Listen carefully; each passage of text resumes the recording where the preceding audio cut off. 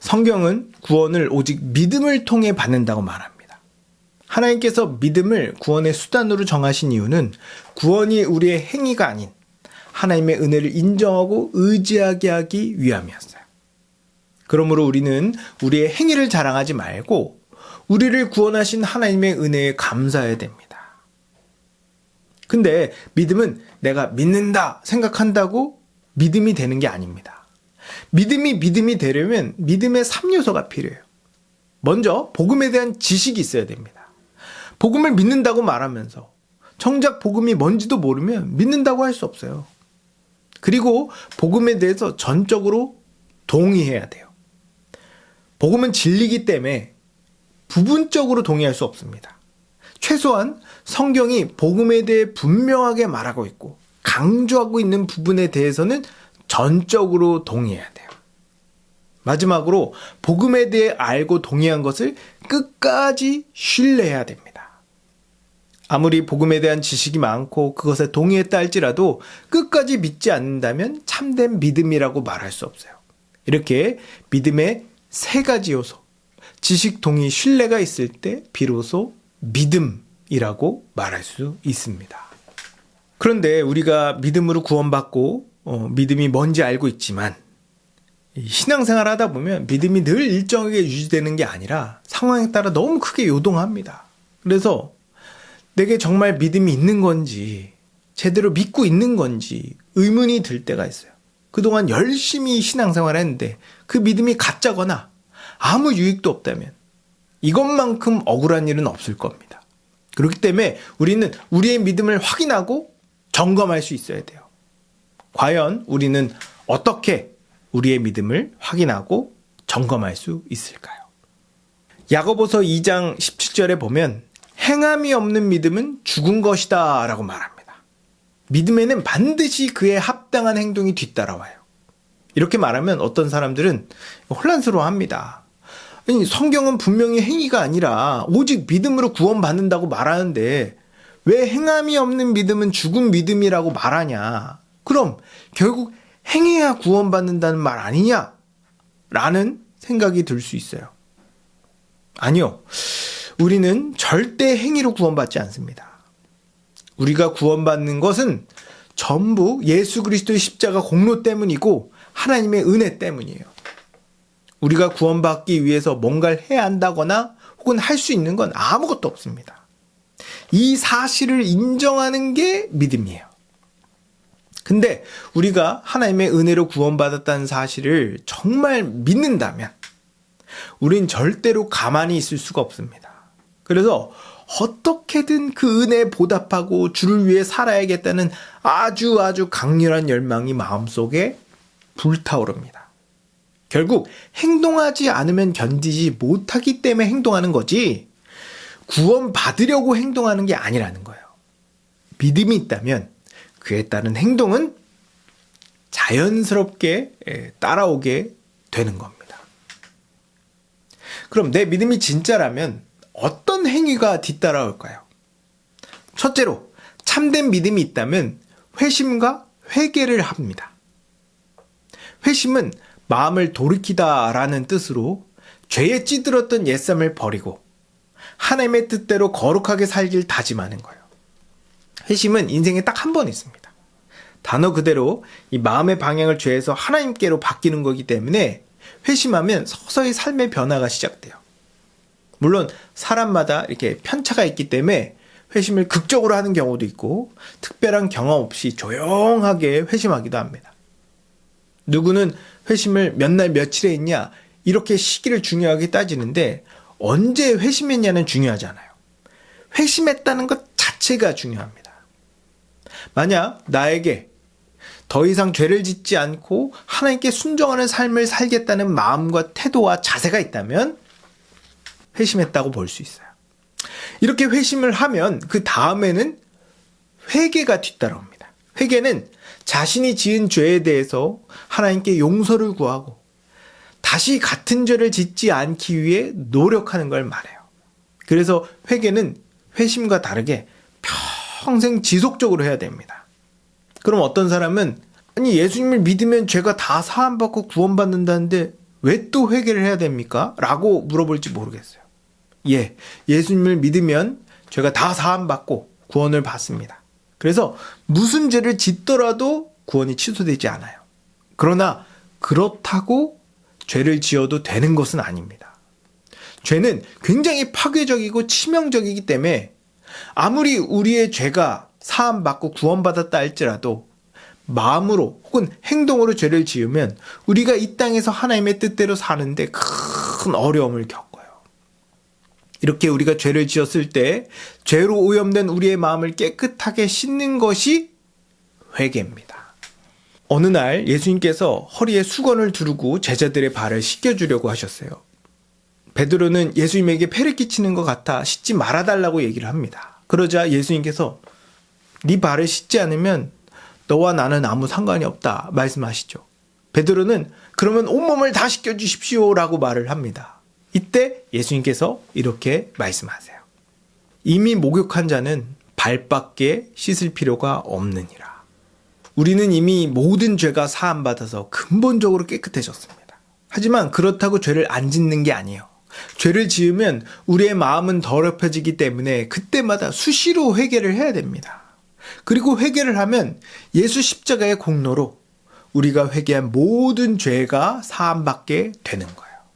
어떤 사람은 회개하면 다 용서해 주신다고 하니까 죄를 짓고 하나님 잘못했습니다 라고 기도하면 땡이라고 생각해요. 그리고 얼마 되지 않아 아무런 꺼리낌 없이 똑같은 죄를 또 짓습니다. 이런 무성의한 회개는 참된 회개라고 보기 어려워요. 참된 회개는 자기가 죄를 지었다는 사실에 진정으로 후회하고 실제로 다시는 그러한 죄를 짓지 않도록 노력하고 끊는 걸 말해요. 이렇게 회개하면 성령의 능력으로 점점 죄를 끊어낼 수 있습니다. 그러나 어떤 죄는 끊어내는데 시간이 좀 걸리기 때문에 완전히 끊어낼 때까지 지속적으로 회개를 해야 되는 거죠. 이렇게 죄를 미워하고 죄를 극복하기 위해 회개한다면 참된 믿음이 있다고 말할 수 있습니다. 둘째로 참된 믿음이 있다면 거룩한 삶을 삽니다. 복음을 믿는다는 건 기본적으로 내가 죽어 마땅한 죄인이고 이런 나를 위해 예수님께서 죽으셨으며 그로 인해 죄의 저주에서 해방됐다는 사실을 이해하고 받아들이는 거예요. 그리고 아까도 얘기했듯이 이러한 큰 은혜를 받으면 그 은혜에 보답하고 부응하고 싶다는 마음이 강하게 듭니다. 게다가 복음을 믿으면 성령께서 내 안에 완악한 마음을 제거해 주시고 부드럽고 선한 마음을 심어주세요. 그래서 이전에 죄를 즐기던 삶을 버리고 하나님의 뜻대로 살 수 있게 됩니다. 자, 나에게 수백억 원의 빚이 있다고 해요. 그래서 평생 빚쟁이에게 시달린 인생을 살았습니다. 근데 빚이 너무 많다 보니까 하루 종일 죽어라 이래도 번 돈보다 하루 이자가 훨씬 많은 거예요. 이렇게 날마다 빚이 늘어난다면 살고 싶겠습니까? 이런 인생을 살고 있었는데 누군가 내게 와서 내 빚을 다 갚아주고 이제 사람답게 살 수 있도록 쾌적한 주거 공간과 번듯한 일자리를 제공해 준다면 과연 어떤 감정과 어떤 생각이 들까요? 이제 새롭게 새 인생을 시작할 수 있다는 희망과 이제 나를 구제해 준 사람이 실망하지 않도록 의미 있는 삶을 살려고 하지 않겠어요? 우리의 구원도 이와 같습니다. 하나님의 은혜를 아는 사람은 은혜로 얻은 새 삶을 낭비하지 않고 하나님이 기뻐하시는 삶을 살고 싶어요. 그리고 우리 안에 계신 성령께서 그 은혜에 부응할 수 있도록 우리에게 하늘의 능력을 주십니다. 그래서 그에 합당한 열매를 맺게 하세요. 오직 성령의 열매는 사랑과 희락과 화평과 오래 참음과 자비와 양성과 충성과 온유와 절제니. 우리가 신앙생활 하면서 이러한 성령의 열매들이 맺히고 하나님 뜻에 합당한 행동을 한다면 참된 믿음이 있다고 말할 수 있어요. 이처럼 참된 믿음에는 죄를 멀리하고 의를 행하려고 하는 행위가 반드시 뒤따라옵니다. 근데 우리 주변에 보면 이런 삶의 변화가 없이 자기의 믿음을 확신하는 사람이 너무 많습니다. 어떤 사람은 교회도 다니지 않으면서 자기의 믿음을 확신하더라고요. 물론 믿음은 이 눈에 보이지 않기 때문에 우리는 그 사람의 믿음이 있고 없고를 함부로 판단할 수 없습니다. 하지만 믿음은 눈에 보일 정도로 분명한 열매를 맺어요. 이러한 열매를 맺지도 않는데 자기의 믿음을 확신하고 안심하는 건 언제 빠질지 모르는 살얼음길을 걷는 것과 비슷합니다. 너무 불안정하고 너무 불안한 상태인 거죠. 예수님께서 이렇게 말씀하셨습니다. 그들의 열매로 그들을 알지니 가시나무에서 포도를 엉겅퀴에서 무화과를 따겠느냐.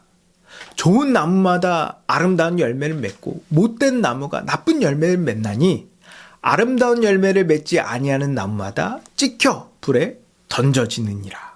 이러므로 그들의 열매로 그들을 알리라. 믿음이 있다면 반드시 그에 합당한 열매를 맺습니다.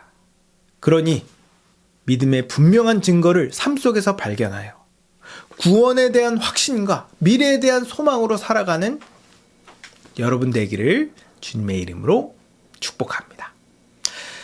자, 지금까지 복음의 기초 다지기 5강 믿음으로 들어가는 하나님 나라에 대해 살펴봤는데요.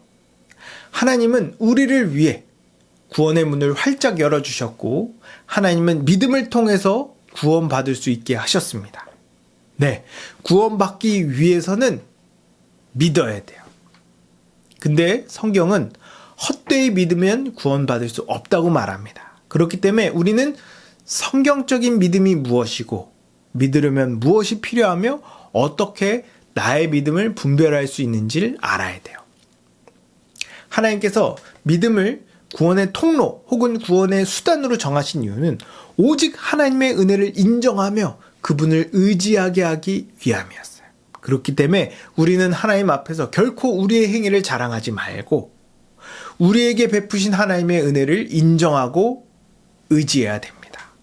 그리고 믿음에는 지식, 동의, 신뢰라는 세 가지 요소가 필요해요. 믿음이 되려면 구원에 이를 만한 지식이 있어야 됩니다. 그리고 그렇게 알게 된 지식을 전적으로 동의해야 하며 주님이 오시는 마지막 순간까지 번복하지 않고 끝까지 복음을 신뢰해야 돼요. 이렇게 믿을 때 비로소 믿는다 말할 수 있습니다. 그러나 믿음은 이 눈에 보이지 않고 우리의 마음은 너무 쉽게 흔들리기 때문에 우리는 우리의 믿음이 진짜인지 그리고 실제로 잘하고 있는지 수시로 확인하고 점검해야 돼요. 참된 믿음에는 그에 합당한 열매를 맺습니다. 그 열매는 바로 거룩한 삶이에요. 내 삶에 그리스도를 닮아가는 거룩함이 드러난다면 그 믿음은 진짜라고 볼 수 있습니다. 그러니 여러분 모두 이런 참된 믿음을 소유하고 하나님께서 창세 전부터 주길 원하셨던 하나님 나라의 복을 충만히 누리길 주님의 이름으로 축복합니다.